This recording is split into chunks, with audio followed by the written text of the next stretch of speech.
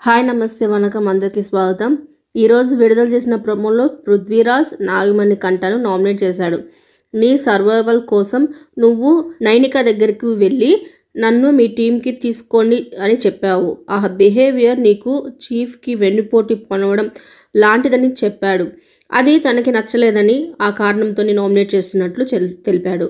ఇంకా ఈ గేమ్ అంతా సర్వైవల్ గురించే, నేను చేసిన దానిలో తప్పేమీ లేదంటూ మణికంఠ తనని తాను సమర్థించుకుంటూ వచ్చాడు. పొద్దున్న బ్రేక్ఫాస్ట్ మీ క్లాన్స్లో వాళ్ళు ఎందుకు చేయలేదంటూ ప్రేరణ నిఖిల్ని ప్రశ్నించింది. దానికి బదులుగా నిఖిల్, నిన్న ఒక్కరోజు పాయింట్ అవుట్ చేస్తున్నావు, కానీ ముందు నుంచి నేను కిచెన్ని చూసుకుంటున్నాను, అప్పుడు ఎవరు అడగలేదేంటి అంటూ రివర్స్ క్వశ్చన్ అడిగాడు.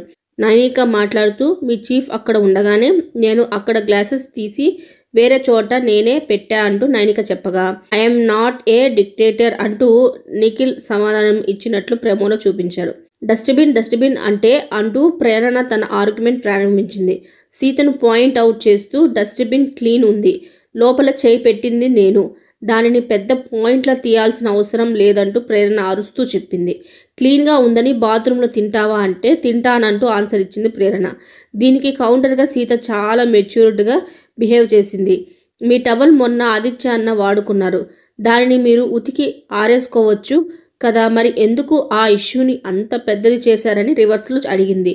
క్లియర్గా నా ముందుకు వచ్చి నీది తప్పు అన్న నాకు రైట్ అనిపిస్తే, నా హార్ట్కి రైట్ అనిపిస్తే అది రైట్ అంటూ సీత చెప్పడంతో ప్రోమో అయితే ముగిసింది. ఇంకా చివరిలో అయితే నవీల్ వచ్చి చీఫ్గా నువ్వు ఫెయిల్ అయ్యావంటూ నిఖిల్ని నామినేట్ చేశాడు. నన్ను నమ్మి ఈరోజు సోనియా వస్తుంది, రేపు ఇంకొకరు వస్తారు, ఐ డోంట్ కేర్ అంటూ రిప్లై ఇచ్చాడు నిఖిల్.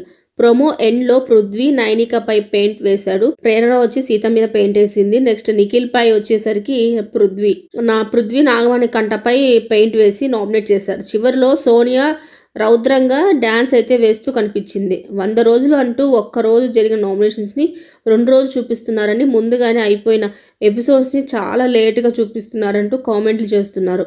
ఇది పూర్తిగా స్క్రిప్టెడ్ అంటూ ట్రోల్స్ చేస్తున్నారు. ఇది సరిపోతున్నట్లు నాగమణి కంట ట్రోలర్స్కి మంచి స్టఫ్ అయ్యాడు. సోనియా కూడా కంటెంట్ ఇచ్చేందుకు చాలా కష్టపడుతుంది. ఇంకా రతిక శోభను మిక్సీలో కొడితే ఎలా వస్తుందో అలా సోనియా అంటూ కామెంట్లు అయితే పెడుతున్నారు. తర్వాత రోజుల్లో అదే రిపీట్ అయితే మాత్రం ఆమె ఇంటి నుంచి బయటికి వెళ్ళిపోవడం ఖచ్చితమని తెలుసుకోవాల్సిందే. ఇంకా మరిన్ని వీడియోస్ కోసం నా ఛానల్ లైక్ చేయండి, షేర్ చేయండి, పూర్తిగా సబ్స్క్రైబ్ చేసుకోవడం మాత్రం మర్చిపోకండి.